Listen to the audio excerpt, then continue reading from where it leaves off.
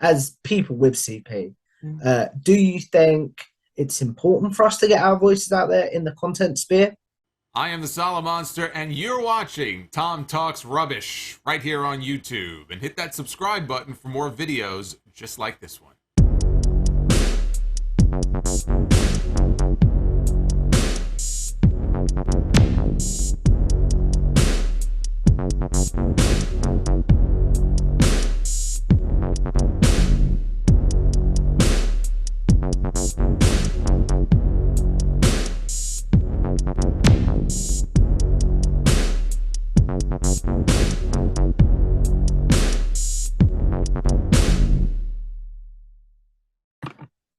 What's going on, guys? It's your boy, Tom Talk Trash, and stand back with another interview. This time, I'm joined once again by my boy, Anthony, from the Anthony YouTube channel and the Anthony podcast to discuss his wrestling journey. So welcome back on the show, my friend. Thank you for having me, Tom. Pleasure to be back. So if we take this back, where do you first discover wrestling? I first started watching wrestling in 2002. My first real memory is when John Cena debuted against Kurt Angle, and he basically said the whole ruthless aggression line. Okay. So do you remember how you discovered it? Was it a channel flipping thing? Like, how do you first discover it? I think pardon me, I think somebody just put it on one day, and that was the first thing that I saw, to be honest. Okay. Do you remember where you were when you first discovered it? I was in the living room. I was at home. Okay. So what was it, do you think, that made you realize, okay, this might be the thing for me? Because at the time I was 6 years old, so I would imagine it with all the bright lights and obviously the character, and just seeing a big guy like John Cena, it must have really attracted me to wrestling. Because at the time I thought they were like superheroes. Yeah. So I always find it quite funny asking people this question, but did you know wrestling was a scripted TV show, or what at that time did you think it was real fighting? Obviously, when I first watched it, I didn't know it was scripted, but it wasn't too long after that where I realised that it was predetermined or scripted, or whatever word you want to use. Do you remember how you found out? My I think I can't really remember, but I think my parents just told me, to be honest. There was no big secret about it. They just told me. When you do find out it's scripted, people go one way or the other. They're either more invested or like they put wrestling away forever. First of all, what happened with you when you first found out? To be honest, mate, I didn't really care, to be honest.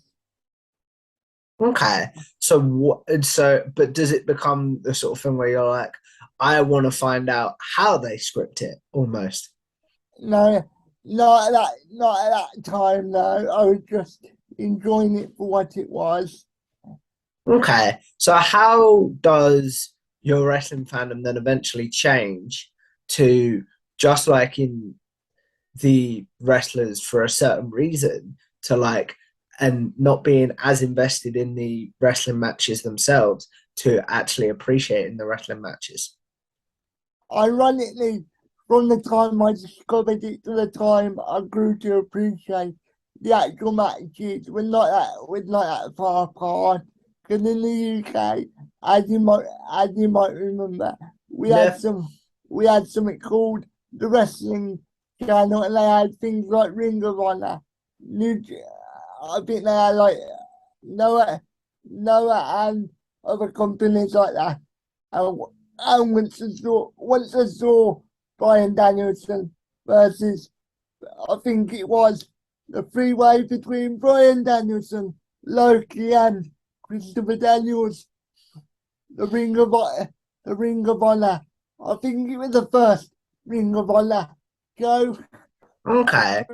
I grew to appreciate the matches. So does that how does that appreciation change then? In the sense of like, why do you think that match helped you appreciate wrestling from bell to bell almost? I think it's because I just thought they were doing some cool shit, to be honest, and it just looked really impressive. Because obviously Brian Danielson's, I don't want to say it's, how do I say it? He's not the stereotypical wrestler, and as you would have expected back then. You know what I mean? Yeah, totally. He wasn't like what we knew in mainstream wrestling, which is the big muscular guys and Yeah, stuff like that. it was very average looking, if you know what I mean. Yeah, totally, man. But the one thing I do want to say, up until Joe Punk won, obviously in Ring of Honor, I didn't really, I didn't really, I didn't really love them style of matches to that time. Okay. So when it comes to enjoying them style of matches, what is the type of wrestling you enjoy now? Is it like the matches What is it about wrestling you enjoy now? Should I say, is it the matches? Is it the characters? Or as you've got older, has it become a blend of the two? I I would say it's pretty much a blend of the two because everybody's a good wrestler nowadays to a certain extent. So to be honest with you, it gets a bit boring just watching it for the matches. Like for example, I love the Acclaim. Now obviously Max Caster not the best wrestler in the world, but obviously he's entertaining and he can entertain me. And at this point, I just want a bit of both. I obviously appreciate the matches. I also, I also want to have a good time. Yeah, I get what you're saying, man. So what is before we get into your consumption of wrestling, currently, have you had that off period where people have maybe put wrestling away for whatever reason? I, I didn't, but to be honest with you, as of late, I'm having that off period. Like I'm still keeping up with it, but I'm not as engaged as I used to be. I don't know what it is. I can't really tell you a specific reason why, but at the moment I'm not as engaged in it as I once was. I'd say I'm the same. And for me personally, it's just the amount of good wrestling. It's almost like a flight or fight thing where I don't know what to watch, so I'm not going to watch anything. Do you know what I mean? Yeah, and also because of the way the wrestling online community works, it feels like if you give your honest opinion, then you have all these people jumping on your back, and I just can't be honest with it. Obviously, like the same thing with everything, but because I've grown up in the wrestling community, I've got less patience for it than I have with other things. You know what I mean, Tom? Yeah, totally. It's almost like, don't ruin my childhood sort of thing, isn't it? Yeah. What I mean is to be more specific. Yeah, like with MMA, I know people aren't going to agree with my opinion. 99.99% 9% of the time, but it doesn't really bother me as much as wrestling. Why do you think it bothers you more with wrestling then? It's because as I told you before, when I first started making content, it was about wrestling. Okay. So, so I've had all of that when I first started, and and now I just can't be hard, to be honest. Okay. So you said you're a little bit out of wrestling nowadays, but what is your like consumption of wrestling then? I I probably want AEW, a bit of WWE, and if I can keep up with it, if I can keep up with the independents, I will. But obviously, it's hard to watch every single show. Mm, I remember it was quite funny when we did our first interview. The roles were proper reversed. It was like I wasn't watching anything apart from AEW, and you were watching everything during the pandemic, and you were trying to tell me to watch this and watch this, but I just didn't have the time. Is time a factor with the amount of content you make as well? No, no, no, not really. Because if I did watch wrestling week to week, or if I did watch everything, I'd probably have a lot more content to make, to be honest. Okay, that's interesting. So moving into your content, how do you? I don't think I've ever asked you this, but how do you first get on YouTube and start making content? Like, basically, I started making content around 2011, around the summer of 2011. And obviously, at that time, it was the summer of punk. I came in. I started making content straight after Money in the Bank, so SummerSlam, and I just wanted to talk about the show. To be honest, like obviously predictions and things like that. So, and the reason why I started making, and the reason why I wanted to, the reason why I said to myself, I want to do that, is because I used to watch a lot of wrestling content creators at the time. Okay, so how does that start? Do you say to someone, "This is what I want to do. Can we sort me the equipment out?" Did you already have the equipment? Like, how does that work? I literally used the webcam on one of my first laptops. Hmm. So Okay. Okay. So how has your content changed in about the 11 years you've been doing it? How has the way you make content changed? like, I would say I've become a lot more confident and a lot more clearer in the way that I speak. Because when I first started, I used to be like all rambly, and I used to be all stammery, like you know what I'm on about, like. And Yeah, now I'm a lot more clearer, and I'm a lot more precise, and I don't worry as much about making a mistake, at least on my own videos. Anyway, yeah, I get you. So when it comes to the content you are currently making, what do you want to focus on? to be honest, I just want to give my opinion on whatever I want. I try not to nail myself down to talking about one topic, because I think the one thing I have learned over my 11 years, I get bored of talking about things like after a while. So what I try and do now, yeah, I try and make I try and make the channel about me and what I'm interested in, That's probably rather. that's probably a really good way of doing it. But piggybacking off your point, the way that I do it is I work for different channels in certain things. Does that make sense? Yeah, to be honest with you, mate, I know in terms of the algorithm, my theory is probably the worst theory to do, But at the end of the day, I would rather do that and be happy than just make one type of content and enjoy it for a while, but eventually get sick of it. I totally get what you mean on that, mate. So, what have you put in place to avoid like burnout as a content creator and just in general as a content creator?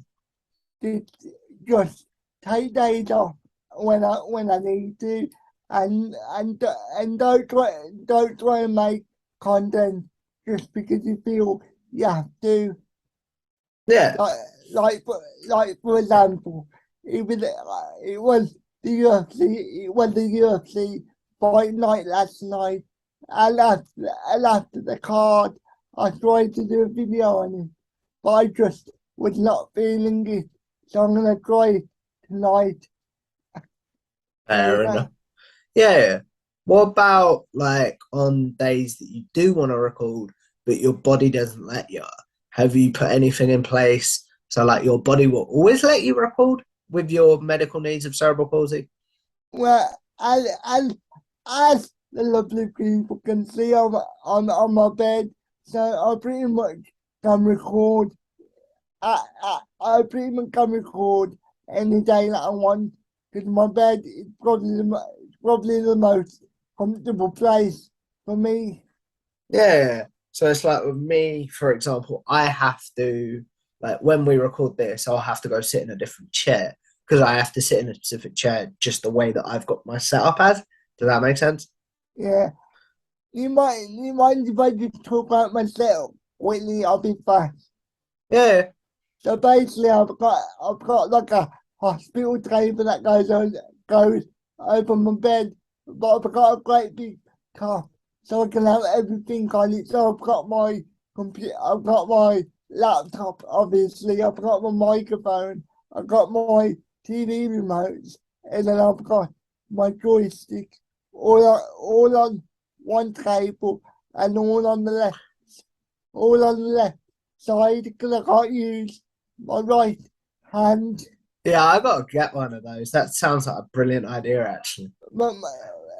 Sorry, I don't mean to cut you off, but my dad built the top because when we first had it, it was just like a standard hospital table and it didn't really work. So, yeah, Hang on, I'm recording. Okay. Sorry about that, mate. it's okay. So yeah, that actually sounds like a really good idea. And something I look like I should invest in, to be honest with you, mate.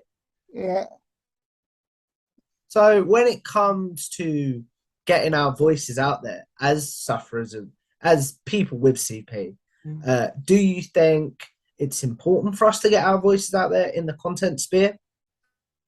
it, it, it, it, it is. But the one thing I would say is don't just make content just because you feel like you have to talk about your disability. Like what I mean is, say for like us, for example. Yes, we have cerebral palsy, but it isn't like the main It isn't like the main focal point. Obviously, if you want to do that, then go ahead. But don't feel like you have to make a channel all about your disability if you don't want to. No, I do totally agree with what you mean there, man. So, Did how did that answer your question? I don't think yeah, it did. totally. It's a bit like just because you have cerebral palsy doesn't mean you have to talk about cerebral palsy. Yeah, go on, sorry. So then, how important do you think something like what we done a few months ago at time of release, which is I think it was called Wrestling with Accessibility? I think. Yeah, The thing on Give Me a Whole Year, is that what it was called? I think, honestly, I can't remember even now, so I think so. I honestly can't remember. I'm just going to say yeah. I think so.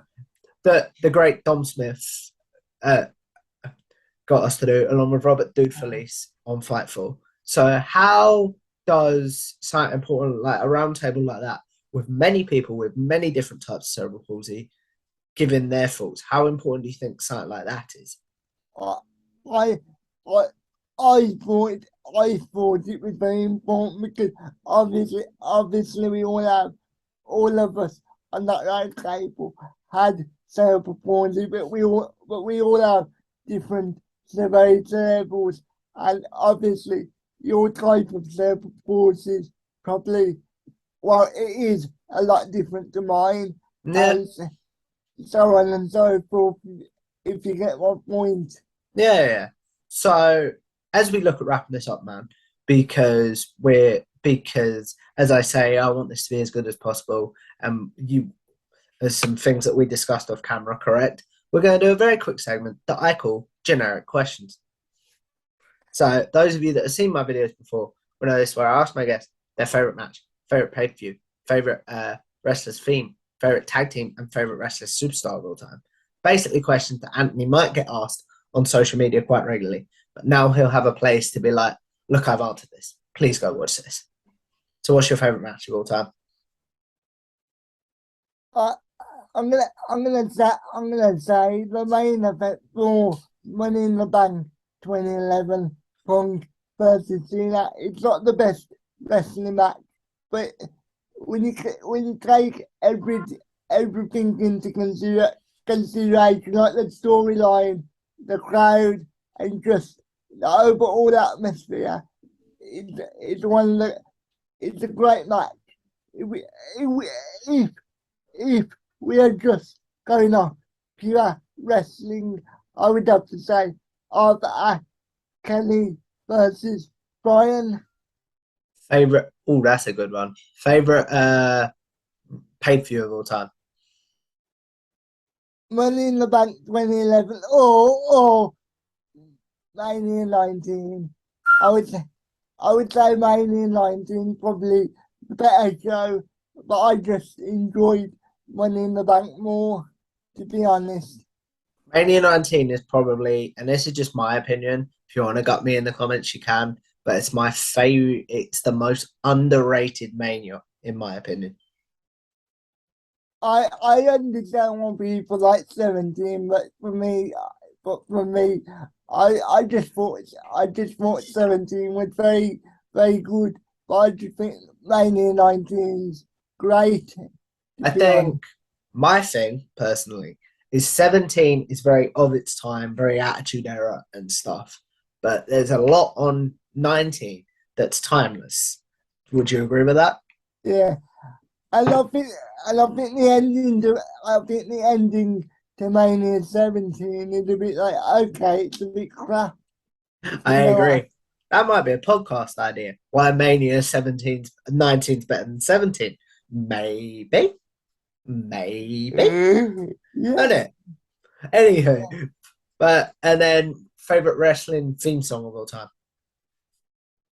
I'm gonna say I definitely don't think it's the best, but it's my personal favorite.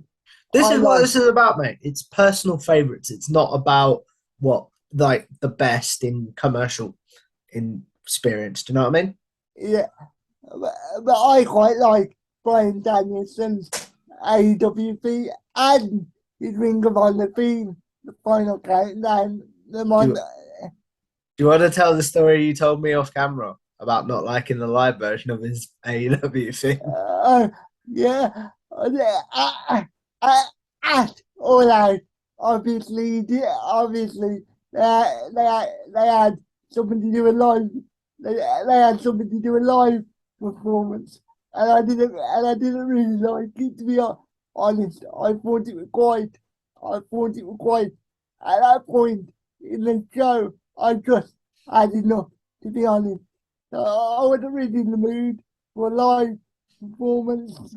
Fair enough. Favorite wrestling tag team? I think that's where we're at now. I think my brain just went completely blank now. Uh, I'm gonna say, I'm gonna say the young, but to be honest, just because they're not always entertaining. Yes, there might be a bit snippety sometimes, but I think the way they do it, I think they do it I think they do it in a way where you can still watch it and it's still entertaining I enough. agree. I agree. And finally, as we wrap this up, your favorite wrestler or superstar of all time? I'm gonna say Brian Danielson. Brian Danielson, Fair enough. Why does he speak to you so much? because because if you look at his career, yeah, obviously he had a really good he had a great independent run before he went to WWE, and then obviously he went to WWE, and then he was able to get to the top of the card, Yeah. and now he's in AEW, still putting on bang on that, and he was forced to retire, and then he re-retired. What? Do you mean return instead of re-retired? Yeah, that's what I meant. That's what I meant. And on that note, because that's quite funny, and we'll probably be laughing about it and can't do a composed interview, we're going to wrap this up. Yeah? So, you know the question I end all my interviews on, man. But with YouTube, with podcasting, with social media in general, we're all sort of going to live forever in some sort of way. So what is one piece of content from your good self that you want the good people to check out? And then what is one that you're like, if you could avoid that, I would appreciate it. Or I want people I want people to check out all my life story videos.